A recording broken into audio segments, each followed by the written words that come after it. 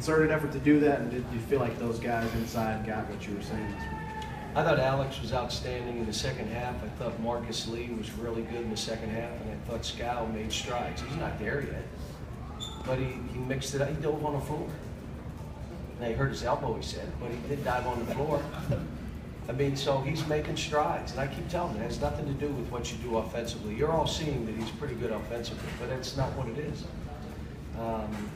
We're still a ways away, folks. I mean, you know, I was happy about some of the stuff, but, you know, we don't come up with stops to put people away. We've done it, it's been all year this way. And, you know,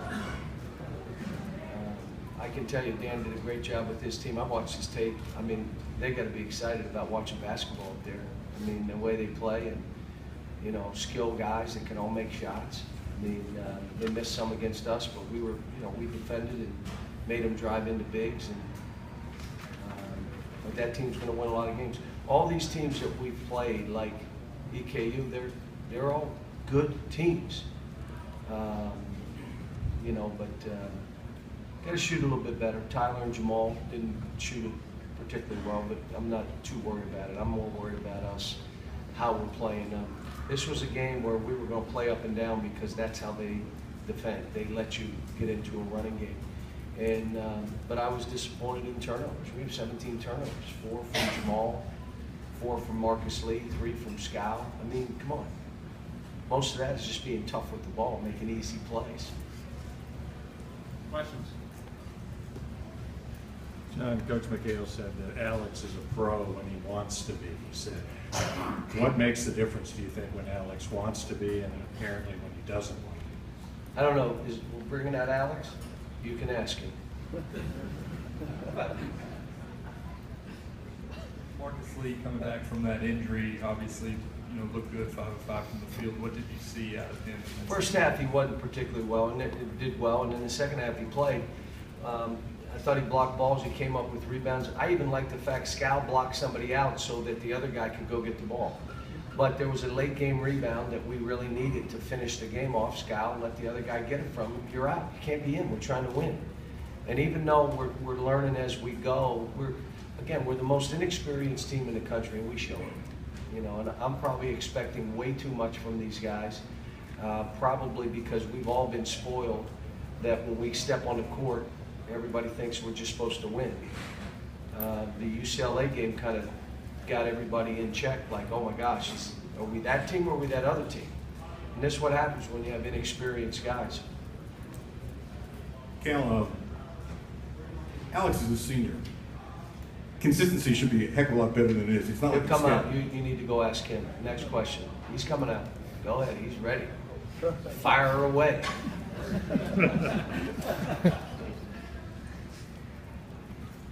Anything you'd like us to ask him? You guys will all ask him. You know what we're all saying. I mean, I want the kid to be the best player in the country. That's what I want him to be. He's capable of that. Made free throws today. You know, he stopped on one rebound. He brought it down his own self, and he lost it. And then on one defensive play, he knew he stopped, and the guy drove for a layup, and he knew it. I mean, you know, he eliminates those two. He plays like a near, just a couple shots, but near perfect game. John, we're coming up close on the semester break. I wonder if Camp Cal, the 20 hours, are they going to be more important for this team than other teams in recent It'll be past? important, plus we have Ty coming. You know, he's 6'10", 260. Could he be the answer to toughness? Then other guys got to take a back seat. I don't know until we get him here and we let him get in there and mix it up. But the other side of it is, we got finals. We got 2 practice days and a game Saturday against a really good opponent who's playing really well right now. Beat Texas A&M going away. Then we have finals, so they're off Sunday. We have Monday, Tuesday. We'll have an individual work day on Wednesday. Thursday, Friday, we travel to Brooklyn, and then they got Christmas, and they're off for a while. So when they come back, we have a couple practice days, and we play Louisville, who's playing really well right now. So we have this stuff is on now. It's on. And after that, we may have some space. I haven't looked at the schedule. But, you know, we're going to do a lot of scrimmaging.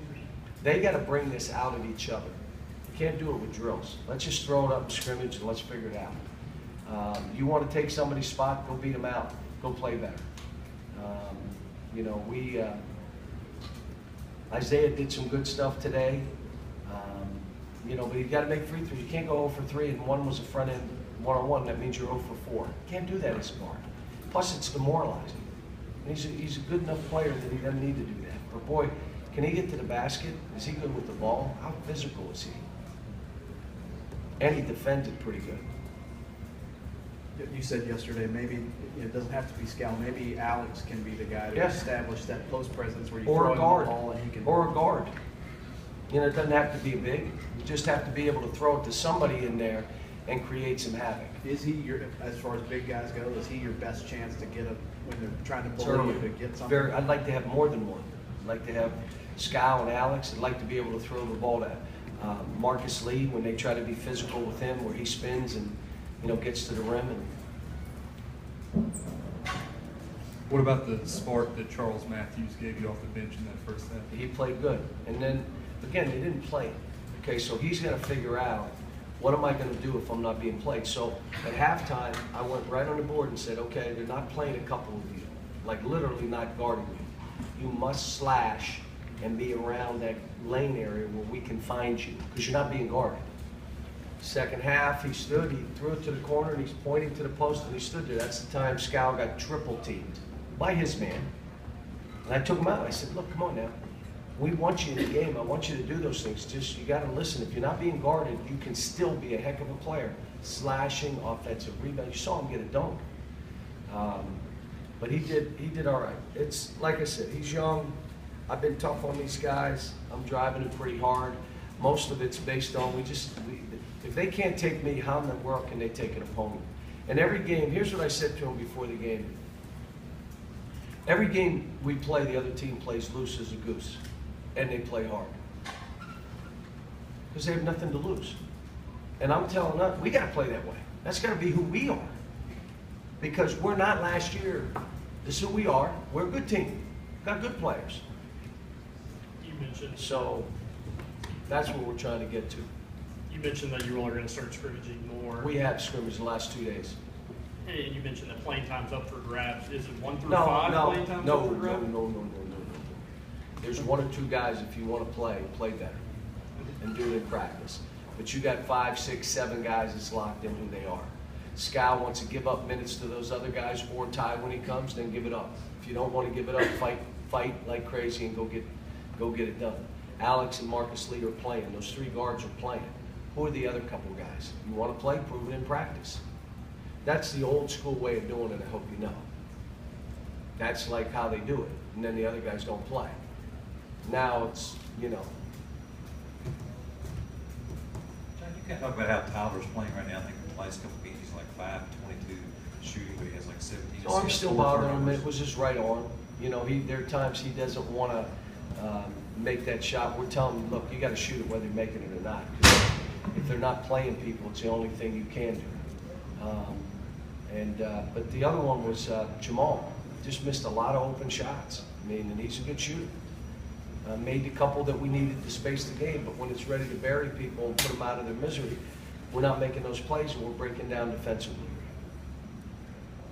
Anything else? John, one other thing about Ty, how far along is he in his development, and when does he join? I don't know. He When- comes here on the 18th. I don't have any idea.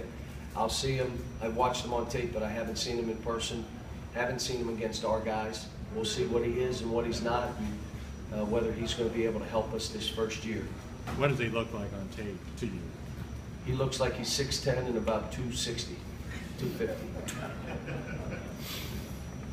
Will he play regardless for you, or is there still a possibility he might come on bench? He could redshirt, but the plan is let's slide him in there and go.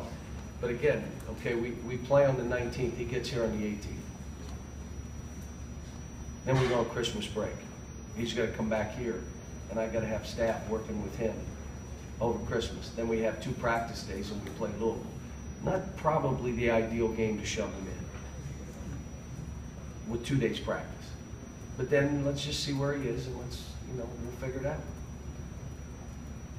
Thanks, everyone.